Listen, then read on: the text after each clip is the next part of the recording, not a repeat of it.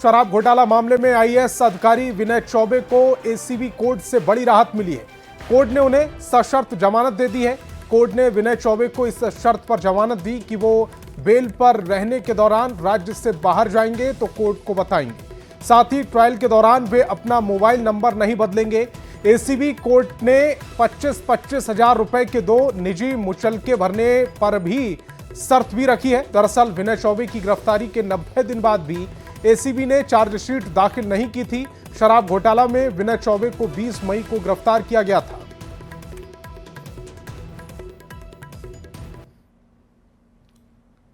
हमने एक default bell की एप्लीकेशन लगाई थी जिसको स्पेशल कोर्ट ने अलाउ कर किया है इस पॉइंट पे कि चार्जशीट सबमिट होने का एक स्टैट्यूटरी पीरियड होता है 90 डेज का, जिन धाराओं पे यह मुकदमा दायर हुआ है उसके अनुरूप 90 दिन के अंदर चार्जशीट नहीं फाइल होने पे एक्यूज्ड का एक राइट होता है, वो राइट हमने अवेल करने का काम किया है और कोर्ट ने विनय चौबे जी को डिफॉल्ट बेल, उनके डिफॉल्ट बेल के एप्लीकेशन को अलाउ किया है आज। और शराब घोटाला मामले में विनय चौबे को कोर्ट से राहत मिली है। विनय चौबे को कोर्ट से बेल मिलने के बाद झारखंड की सियासत भी तेज हो गई। बीजेपी ने सोची समझी साजिश के तहत चार्जशीट दाखिल नहीं होने पर बेल मिलने का आरोप लगाया। वहीं कांग्रेस ने बीजेपी के इस बयान पर पलटवार किया। कांग्रेस ने कहा कि कोर्ट ने बाबूलाल मरांडी को आईना दिखाया है और अब वे दोबारा सीएम नहीं बनने वाले हैं। ये पूरी सोची समझी साजिश का एक प्लान का एक पार्ट था। वो चार्जशीट दाखिल लेके जिसके आधार पर उसको जमानत दी गई और ये हमारे नेता आदरणीय बाबूलाल मरांडी जी और पार्टी के कई वरिष्ठ नेता ये आशंका व्यक्त कर रहे थे कि ये सरकार इस केस को लीपापोती करने में लगी हुई है। अपने ही राज्य की एजेंसी को आगे रखकर वो केंद्रीय एजेंसी के हाथ से छीनकर अपने हाथों में रखना चाहती थी ताकि जांच को अपने हिसाब से वो तोड़ मरोड़ करके अपने जो आरोपित अधिकारी है उसको सहूलियत दे पाए। तो उसका जीता जागता उदाहरण देखने को मिल रहा है कि आज वो चार्जशीट दाखिल नहीं कर पाए, जिसका कारण है, जिसका नतीजा है कि उनको जमानत मिल गई है। न्याय संवैधानिक रूप से जो न्याय की प्रक्रिया है उसके तहत लोगों को जमानत देती है और विनय चौबे जी को भी न्यायिक प्रक्रिया के तहत जमानत मिली है। हमें लगता है कि बाबूलाल जी को अब थोड़ा धैर्य रखना चाहिए। एक बार बन गए थे ना मुख्यमंत्री, हो गया। रांची से बड़ी खबर, जेल से नहीं निकल पाएंगे विनय चौबे। शराब घोटाले में जमानत मिली है। हजारीबाग के एक मामले में आरोपी, जमीन से जुड़े मामले में आरोपी है। प्रोडक्शन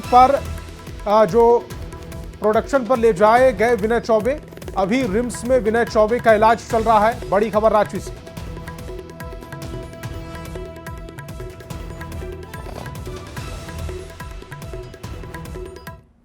रांची से बड़ी खबर है, जेएसएससी सीजीएल पेपर लीक मामले से जुड़ी इस वक्त की बड़ी खबर। हाई कोर्ट में मामले की सुनवाई हुई। सीआईडी के शपथ पत्र पर कोर्ट नाराज है। सीआईडी को हाई कोर्ट ने फटकार लगाई। प्रार्थी ने की सीबीआई जांच की मांग। मामले में लीपापोती का आरोप लगाया। 2 सप्ताह बाद फिर इस पूरे मामले पर सुनवाई होगी। पिछली सुनवाई में राज्य सरकार की ओर से दी गई थी जानकारी। मामले में कई अभियुक्तों के खिलाफ चार्जशीट दाखिल करने की जा चुकी है और सीआईडी जांच अंतिम चरण में है। कोर्ट ने जेएसएससी सीजीएल परीक्षा के परिणामों पर रोक लगा रखी है। मामले पर आज एडवोकेट जनरल के द्वारा सीआईडी के एफिडेविट को वापस लेने के लिए प्रार्थना की गई, जो कि न्यायालय ने दी है और मामले को 2 सप्ताह के बाद के लिए निर्धारित किया है। उस दिन मामले पर अग्रितर सुनवाई होगी। खबर जमशेदपुर से, जहां पोटका प्रखंड के सैकड़ों महिलाओं ने डीसी ऑफिस पहुंचकर जोरदार प्रदर्शन किया। सभी महिलाएं मैया सम्मान योजना की राशि नहीं मिलने पर आरोप लगा रही हैं। उनका आरोप है कि मैया सम्मान योजना की राशि के लिए पंचायत से सदर और सदर से मुख्यालय भेजा जाता है, लेकिन अब तक सैकड़ों महिलाओं को लाभ नहीं मिल सका। महिलाओं ने कहा कि अगर मैया सम्मान की राशि नहीं मिली तो आगे उग्र आंदोलन किया जाएगा। उसके बाद मैया योजना मिल रहा है जिसको फिर दोबारा मिला, कम से कम होलिस्ट को काम करना चाहिए ना भाई। हाँ, यह हम लोग जनप्रतिनिधि है, हम लोग जनप्रतिनिधि है, कम से कम बात करके समाधान करते। जब गए तो जाने नहीं मिल रहा था, उसके बाद जबरदस्ती जब गए तो वहाँ कोई अंदर में कोई बात नहीं कर रहा है। वो बोल रहा है वो जानता है, वो बोल रहा है वो जानता है। चुप से खड़े इतना देर तक थे। हम बोले जा रहे हैं डीसी सर से हम लोग बात करके, फिर भी इन लोगों का जूही नहीं रंगता।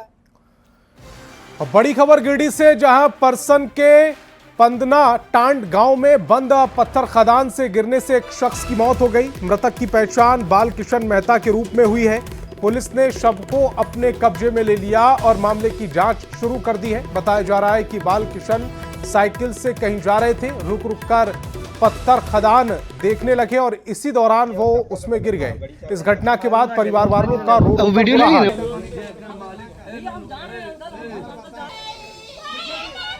मेरे पिताजी गया था उधर देखने, उधर घूरने गया था तो देखा तो पेशाब लग गया, तो उधर गया तो पेशाब करने तो देखा खदान है, तो उधर हुलकने गया तो उधर गोड़ फिसला तो चली गया नीचे। अब बड़ी खबर साहिबगंज से, जहां आज सुबह 8 बजे ईडी की टीम ने बंगाली टोला में कबाड़ी कारोबारी संतोष दास उर्फ बबलू दास के आवास और दुकान पर छापेमारी शुरू की। ईडी के साथ पुलिस और सीआरपीएफ के जवान भी शामिल हैं। किस मामले में छापेमारी हो रही है, इसकी अभी जानकारी सामने नहीं आ पाई।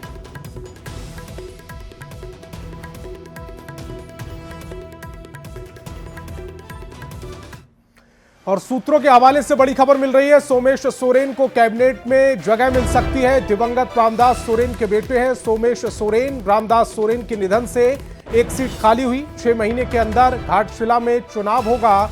मंत्री रहते हुए चुनाव लड़ सकते हैं सोमेश। इस वक्त की बड़ी खबर आपकी टेलीविजन स्क्रीन पर। तो रामदास सोरेन के बेटे हैं सोमेश सोरेन, जो रामदास सोरेन के बाद उनके पिता थे। सीट खाली हुई है, उस पर चुनाव लड़ सकते हैं। 6 महीने के अंदर घाटशिला में उपचुनाव होना है। उपचुनाव से पहले मंत्री बनाए जा सकते हैं और मंत्री रहते हुए वो उपचुनाव लड़ सकते हैं। सूर्या हांसदा एनकाउंटर पर एक बार फिर चंपाई सोरेन ने सवाल उठाए। रांची में पत्रकारों से बात करते हुए चंपाई सोरेन ने कहा कि सूर्या हांसदा को इसलिए मार दिया गया क्योंकि वो आदिवासी था। मौजूदा सरकार आदिवासियों को टारगेट कर रही है।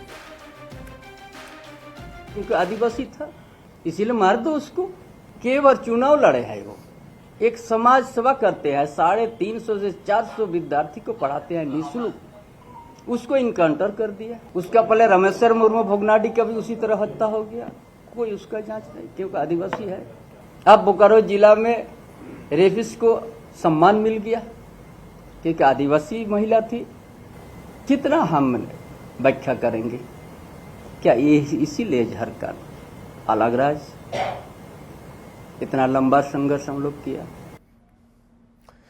और पूर्व मुख्यमंत्री अर्जुन मुंडा ने सूर्या हांसदा एनकाउंटर को गहरी साजिश बताया। उन्होंने कहा कि पार्टी की ओर से एक रिपोर्ट तैयार की जा रही है और जल्द इसका खुलासा होगा। के बाद में कई चीजों का मैंने अध्ययन किया। अब ये अध्ययन से जो पता चल रहा है कि इसमें एक गहरी साजिश और मिनरल के जो अवैध कारोबार से जुड़ा हुआ है, इसके बारे में एक रिपोर्ट बन रही है और इस रिपोर्ट के आधार पर जहां हम आगे की रणनीति तय करेंगे। पूर्व मुख्यमंत्री और बीजेपी नेता चंपाई सोरेन ने हेमंत सरकार पर आदिवासियों की अनदेखी का आरोप लगाया और कहा कि वो 24 अगस्त को नगड़ी जाएंगे। चंपाई सोरेन ने कहा कि स्मार्ट सिटी में रिम्स 2 बनता तो क्या दिक्कत थी। उनका विरोध रिम्स 2 का नहीं, खेतीहर जमीन पर निर्माण से है।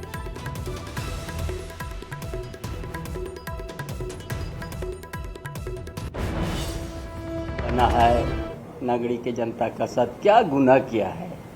अब कुछ तो सार्वजनिक भी करो, कितना जमीन लिया है नहीं लिया है। यहाँ तो स्मार्ट सिटी में 1000 एकड़ में यहाँ पड़ा हुआ है।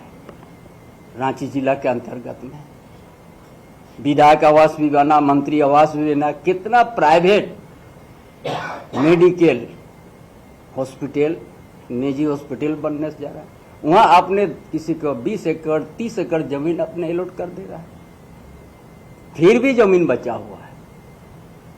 हम कोई रिम्स 2 का हम विरोध नहीं कर रहा है। रिम्स 2 बने, बहुत बढ़िया बने।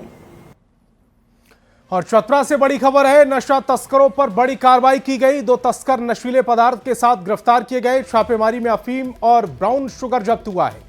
एसडीपीओ और एसआईटी टीम की मदद से यह छापेमारी हुई। अविनाश कुमार ओमकार दांगी गिरफ्तार हुए हैं। 20 ग्राम से ज्यादा ब्राउन शुगर बरामद हुई है और तकरीबन 1.5 ग्राम अफीम जब्त की गई है। करीब 6 लाख रुपए इस नशीले पदार्थ की कीमत आंकी गई है। पत्थलगढ़ा थाना क्षेत्र में यह कार्रवाई की गई। लंबोइया मंदिर के पीछे मैदान में कुछ व्यक्तियों के द्वारा अवैध रूप से अफीम की खरीद बिक्री की जा रही है। इसी सूचना के सत्यापन हेतु अनुमंडल पुलिस उपाधीक्षक के स्तर से एक टीम का गठन किया गया और उन्होंने वहां छापामारी किया, जिसमें 2 लोगों को गिरफ्तार किया गया है। और जमशेदपुर की लाइफलाइन कही जाने वाली नदी स्वर्ण रेखा और खरकाई नदी पूरी तरह से नाले में तब्दील हो चुकी थी, जिसकी खबर को न्यूज 18 ने प्रमुखता से दिखाया। खबर चलने के बाद अधिसूचना क्षेत्र समिति ने इसका संज्ञान लिया और करीब 70 करोड़ की लागत से रिसाइकलिंग का प्लांट लगाकर पानी को साफ करने का निर्देश दिया गया है। स्वर्ण नदी है, उसमें कई ऐसे नाले हैं जो कि डायरेक्ट नदी में जा रहे हैं। उस नाले को हम लोग जो है अभी सर्वे करा करके उसका डीपीआर बनवाए थे और डीपीआर जो है बना करके उसका टेक्निकल सेंक्शन भी करा करके हम लोग ने अभी 15 फाइनेंस कमीशन से HLMC से उसका प्रशासनिक स्वीकृति भी ले ली है। इस योजना का सबसे महत्वपूर्ण है कि ये इसकी जो टोटल लागत है वो 69 करोड़ है और तकरीबन ये 8 या 9 नाले को जो कवर करेगी। और खबर हजारीबाग से, जहां कोर्रा थाना परिसर और थाना सड़क पर इन दिनों जल जमाव की समस्या गंभीर रूप ले चुकी है। बारिश होते ही थाना परिसर नाले में तब्दील हो जाता है। इससे पुलिसकर्मियों के साथ साथ फरियादी और राहगीर पानी से होकर गुजरने को मजबूर है। जल जमाव के कारण संक्रमण का खतरा मंडरा रहा है। लोगों की मांग है कि सार्वजनिक स्थल होने के कारण जल्द कार्रवाई हो ताकि आम जनता को जल जमाव जैसी समस्याओं से निजात मिल सके, राहत मिल सके। अपना आवेदन वगैरह देने के लिए यहाँ ऐसा स्थिति है कि चप्पल खोल के हाथ में ले जाना पड़ रहा है। गाड़ी तो खड़ा करने की बात ही नहीं है, रोड से गाड़ी नीचे नहीं उतर पा रही है, चप्पल हाथ में लेकर के जाना पड़ रहा है थाना। मैं यहाँ के स्थानीय प्रतिनिधियों से, यहाँ के सरकार से मैं आग्रह करता हूँ कि इस रोड को कम से कम बनाया जाए। कोर्रा थाना में कोई भी पुलिस प्रशासन रहे या आम पब्लिक रहे, समस्या कुछ रहता है आते हैं तो ये रोड देखिए पूरा पानी से भरा हुआ। अभी तो बरसात कम है तो पानी कम है, नहीं तो घुटने घुटने भर पानी रहता है। ये मांग करेंगे सरकार से कम ये रोड बनाया जाए। पुलिस को भी दिक्कत है, आम पब्लिक को भी दिक्कत है आने जाने में। और जमशेदपुर शहर में मूसलाधार बारिश हो रही है, जिससे कई इलाकों में जल जमाव की समस्या पैदा हो गई। मौसम विभाग ने 2 से 3 दिन के लिए सरायकेला और पूर्वी सिंहभूम में येलो अलर्ट जारी किया है। मूसलाधार बारिश होते ही नगर निगम के दावों की पोल खुल गई। सड़क पर जल जमाव से लोगों को काफी परेशानी हो रही है। अधिक जानकारी दे रहे हैं संवाददाता आशीष तिवारी। लाहौर नगरी जमशेदपुर शहर में सुबह ही अंधेरा छा गया आसमान में और पूरी तरह से मूसलाधार बारिश शुरू हो गई और कुछ ही घंटों के मूसलाधार बारिश से नगर निगम के जो वादे थे उसकी पोल खोल कर रख दिए। तस्वीर आप देख सकते हैं, स्वच्छता सर्वेक्षण का जो दावा है वो कहीं ना कहीं फेल होता दिख रहा है। ये MGM गोलचक्कर का ये तस्वीर है, जहां पूरी तरह से सड़क जो है वो घुटने भर तालाब में तब्दील हो गई है। जितने भी स्कूली छात्र छात्राएं हैं वो इसमें भीग कर और घुटने भर पानी में जाने को मजबूर। और देखिए किस तरह यहाँ पर बारिश और नाला का पानी जो है वो सड़कों पर पूरी तरह से लबालब भर चुका है और ये मानो सड़क नहीं नदी में तब्दील हो चुका है। और देखिए किस तरह से दूर दराज तक जहां तक आपकी नजरें जाएगी MGM ये जो गेट है वहां तक पूरी तरह से इसी तरह पूरी तरह से बारिश और नाली का पानी जो है वो सड़कों पर आ चुका है। हालांकि लगातार बारिश हो रही है, रुक रुक कर मूसलाधार बारिश हो रही है और कहीं ना कहीं सिर्फ सड़क ही नहीं कई बस्ती इलाकों में भी इसी तरह जल जमाव की स्थिति उत्पन्न हो चुकी है। और तस्वीर आप देख सकते हैं कि MGM गोलचक्कर के पास जो गेट है वहां तक पानी इसी तरह लगभग 1 किलोमीटर दूर तक इसी तरह बारिश और नाली का पानी जो है वो जल जमाव की स्थिति उत्पन्न हो गई है। जो भी स्कूली छात्र छात्राएं हैं वो इसमें भीग कर जाने को मजबूर है। आपको बता दूं कि मौसम विभाग ने अभी 2 से 3 दिनों तक येलो अलर्ट जारी किया गया है। पूर्वी सिंहभूम और सरायकेला में मूसलाधार बारिश की चेतावनी भी दी गई है। साथ ही साथ वज्रपात से भी बचने की अपील की जा रही है। मगर जमशेदपुर शहर में जहाँ एक तरफ मूसलाधार बारिश हो रही है तो वहीं दूसरी तरफ जो नगर निगम की कुव्यवस्था है उससे लोगों को काफी परेशानी का सामना करना पड़ रहा है। न्यूज 18 के लिए जमशेदपुर से आशीष कुमार तिवारी। और गिरिडीह के बगोदर प्रखंड के 5 प्रवासी मजदूरों को अफ्रीकी देश नाइजर में उग्रवादियों ने अगवा कर लिया। करीब 4 महीने बीतने के बाद भी अभी तक एक भी मजदूर की रिहाई नहीं हो सकी। ऐसे में परिवार के सदस्यों का रो रो कर बुरा हाल है। प्रवासी मजदूरों के परिवार ने कलेक्ट्रेट पहुंचकर DC से मदद की गुहार लगाई। बता दें कि अप्रैल महीने में ही सभी मजदूरों को ट्रांसमिशन लाइन में काम करने के दौरान अज्ञात बंदूकधारी उग्रवादियों ने अगवा कर लिया था, जिसके बाद से अब तक मजदूरों की रिहाई नहीं हो पाई है। आश्वासन अभी तक कुछ नहीं मिला। यहाँ उपयुक्त कार्यालय डीसी साहब से मिलने आए हैं अपना उम्मीद लेकर कि कुछ उम्मीद मिले हमको, बातचीत या कोई खबर आए, तो बोल रहे हैं कि अभी तक ले कोई बातचीत कोई खबर नहीं है, उधर से आया है। अब यही हम सरकार तरफ से मांगे हैं, आदमी हम मांग रहा है कि हमको आदमी पहुँचाइए, हमको सरकार से ही कितना कुछ दिक्कत बहुत दिक्कत हमको हो रहा है ना। घर में अपना सब आदमी बीमार पड़ रहा है और घर में अब इलाज हो रहा है। ससुर का पैर टूट गया है तो उसको इलाज होता है। हम लोग को यही आश्वासन मिला है कि हम लोग लगे हुए हैं, अब देखते हैं आगे क्या होता है। 25 अप्रैल 2025 लगभग 4 महीने बीत गए हैं। परिवार की स्थिति और यानी कि हालत उनकी बिगड़ती जा रही है। आज हम लोग उपायुक्त यही उम्मीद के लेके आए हैं कि हम लोग को कम से कम सरकार की ओर से मदद मिलनी चाहिए। और अगली खबर गिरिडीह से है, जहां चुंगलखार गांव में उमेश चंद्र पांडे की हत्या का मामला तूल पकड़ता जा रहा है। हत्या के 1 महीने बाद भी पुलिस की कार्रवाई नहीं होने से नाराज ग्रामीणों ने धरना दिया, साथ ही पैदल मार्च किया और प्रशासन के खिलाफ नारेबाजी। गांव वालों ने बताया कि हत्या के 1 महीने बाद भी पुलिस ने कोई ठोस कार्रवाई नहीं की। वहां से मात्र 500 मीटर की दूरी पर उनका बॉडी फेंका हुआ है। सडनली हम लोग गए और जाने के बाद हम लोगों ने देखा कि मृत अवस्था में है और मृत अवस्था के बाद जो है सो हिरोडी पुलिस को हम लोगों ने संज्ञान दिया। बजाबते पुलिस गई और ये बात कही कि इसकी जांच जो है सो हम सुबह करेंगे। लिखित अभियुक्त होने के बावजूद भी, नेम्ड एफआईआर होने के बाद भी बार बार पुलिस कह रही है कि भाई वो एक्सीडेंट का घटना है। और चाईबासा से बड़ी खबर मिल रही है, अवैध शराब के खिलाफ छापेमारी की गई। अवैध महुआ शराब भट्टी ध्वस्त की गई है। 1500 किलो जावा महुआ नष्ट की गई। मौका पाकर शराब कारोबारी फरार हो गए। मुफस्सिल थाना क्षेत्र का ये पूरा मामला तस्वीरें समाप्त की टेलीविजन स्क्रीन पर। किस तरह से अवैध शराब की जो महुआ है उसको नष्ट किया जा रहा है। चाईबासा से तस्वीरें। तो इस बुलेटिन में फिलहाल इतना ही। आप देखते रहिए न्यूज़ 18 बिहार झारखंड।